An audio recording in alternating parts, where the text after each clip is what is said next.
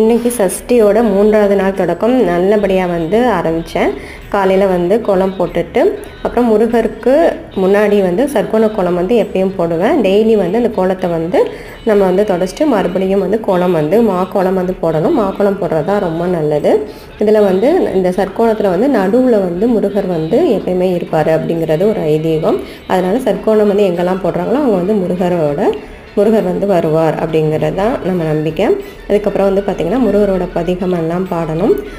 விழிக்கு துணை திருமென்மலர் பாதங்கள் மெய்மை கொன்றா மொழிக்கு துணை முருகா எனும் நாமங்கள் முன்பு செய்த பழிக்கு துணை அவன் 12 தோள்களும் பயந்த தனிவழிக்கு துணை வடிவேலும் செங்கோடன் மயூரமே வெற்றிவேல் முருகருக்கு அரோகரா.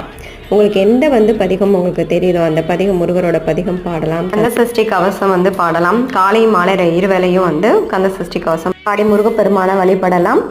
வெற்றிவேல் முருகருக்கு அரோகரா அரோகரா அரோகரா.